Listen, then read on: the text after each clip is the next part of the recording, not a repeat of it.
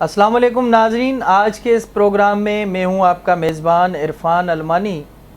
नाजरीन, जैसा कि आपको पता है कि हमारे हर प्रोग्राम में कोई ऐसी नायाब शख्सियत हमारे साथ मौजूद होती हैं जो खुद अपनी शख्सियत में किसी तारुफ के मोहताज नहीं होते। आज भी हमारे साथ एक ऐसी शख्सियत हैं जो पाकिस्तान और सिंध की जो है वो शान हैं, जनाब नसीर सुमरो साहब। उनका शुमार जो है दुनिया भर में जितने कदावर शख्सियात हैं वो पहले नंबर पर आते हैं, लेकिन अब ये उनसे ही मालूम करेंगे कि वो दुनिया में किस नंबर पर है, एशिया में किस नंबर पर है और पाकिस्तान में उनका शुमार कौन से नंबरों पर होता है।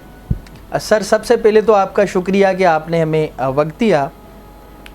सुमरो साहब, आप हमें ये बताएं कि आप जो है वो दुनिया भर के जो कदावर शख्सियात हैं उनमें आपका शुमार होता है। हमें ये बताइएगा कि पाकिस्तान और दुनिया में आपका शुमार जो है वो कौन से नंबरों पर होता है?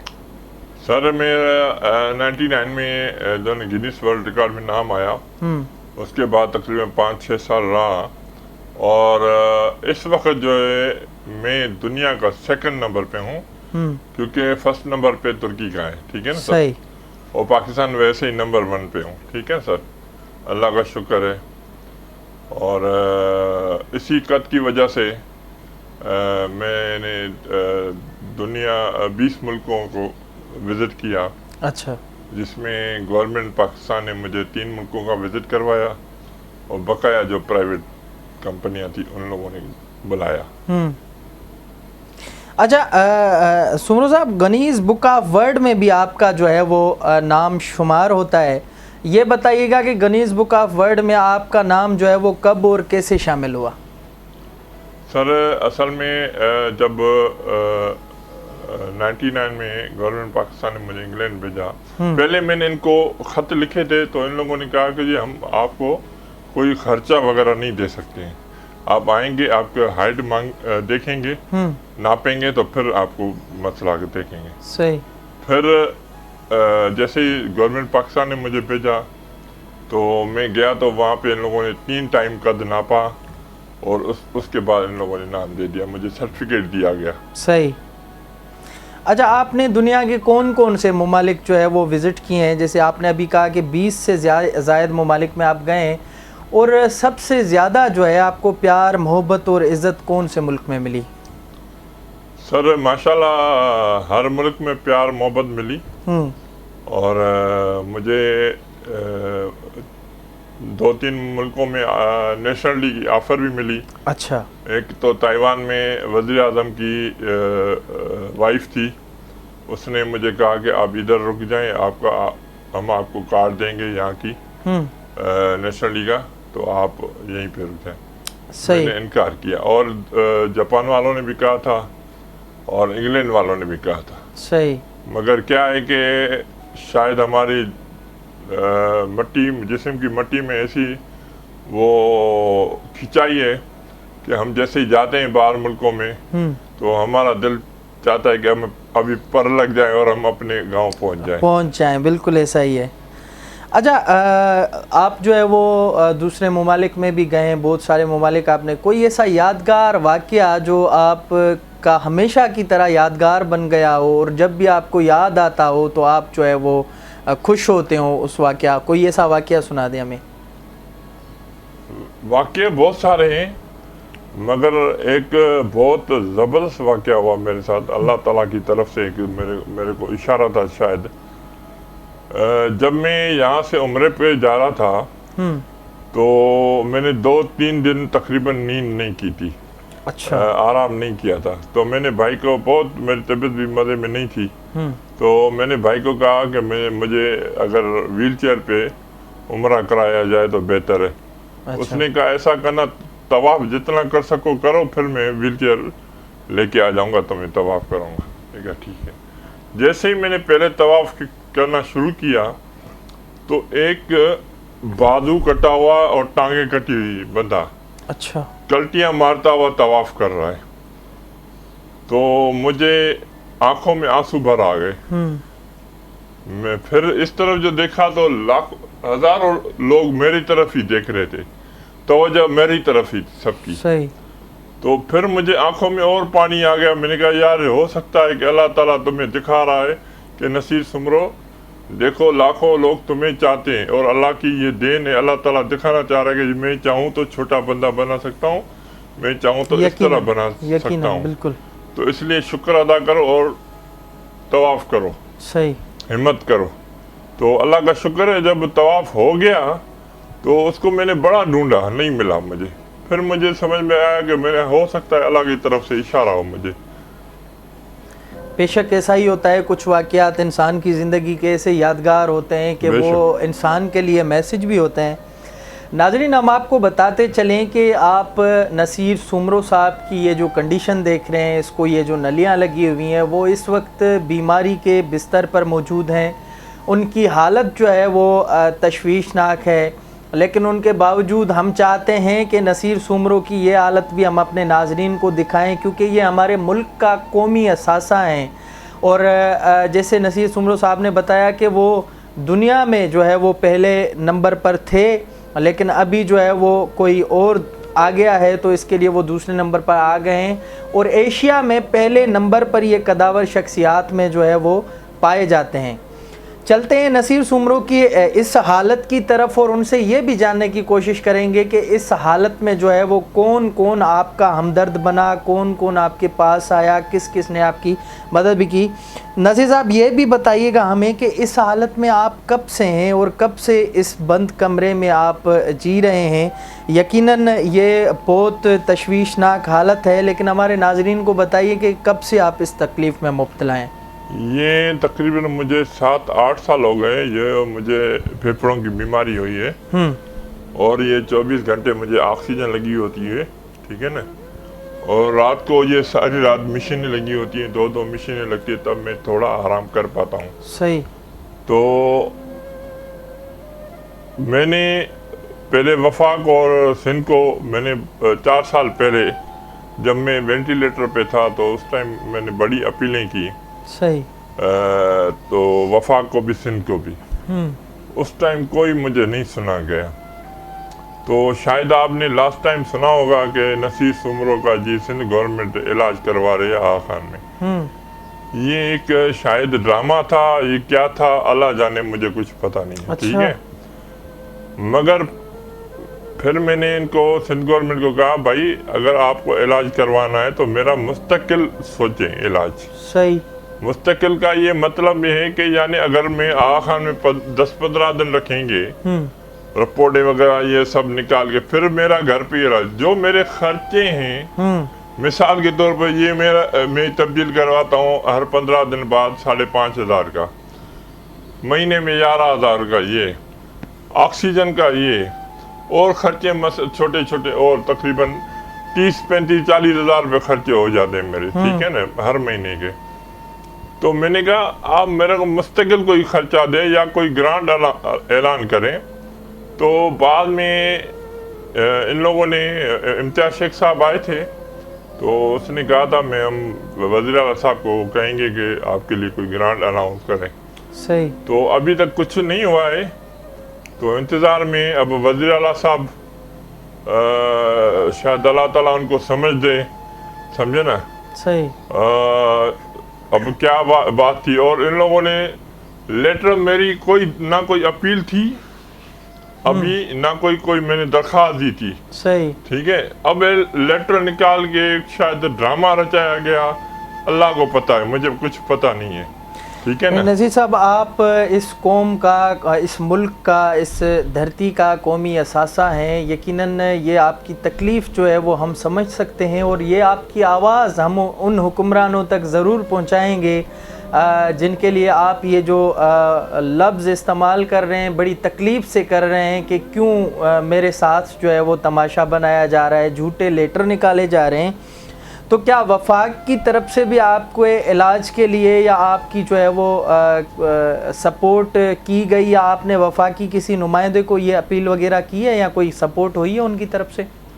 نہیں, کوئی وفاق سے بھی نہیں ہوئی ہے. میں صرف اتنے وفاق سے بھی کہوں گا, سندھ گورنمنٹ سے بھی کہوں گا کہ خدا را ایسا نہ کریں. لوگ مر جاتے ہیں بعد میں آپ بولتے ہیں کہ ہاں جی اتنا بڑا وہ تھا، اتنا یہ تھا. تو زندہ ہیں جو ان کو بچائیں. جو بھی ہمارے اداکار ہیں، فنکار ہیں، جو بھی ہیں، ان کو لیے سوچا جائے، کچھ خیال کیا جائے. میں سندھ گورنمنٹ کو بولوں گا، وفاق کو بولوں گا، سندھ گورنمنٹ، وزیر اعلیٰ صاحب، کیا میں اس دھرتی کا بیٹا نہیں ہوں؟ مجھے بتائیں آپ.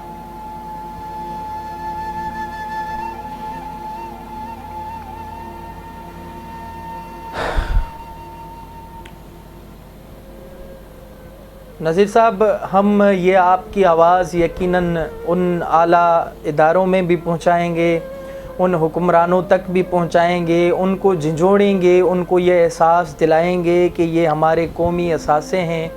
خدارا خدارا خدارا ان کو ایسے ضائع نہ کریں، کیونکہ کل یہ مصیبت پوچھ کر نہیں آتی، کسی سے بیماری پوچھ کر نہیں آتی، لیکن جب انسان اس دنیا سے رخصت ہو جاتا ہے تو تب ہمیں اس چیز کا احساس ہوتا ہے کہ یہ جو ہمارے نمایاں کردار ہیں، نایاب کردار ہیں، یہ ہمیں نصیر سومرو ہمارے پاس ایک ہیں، نصیر سومرو دو نہیں بن سکے گے.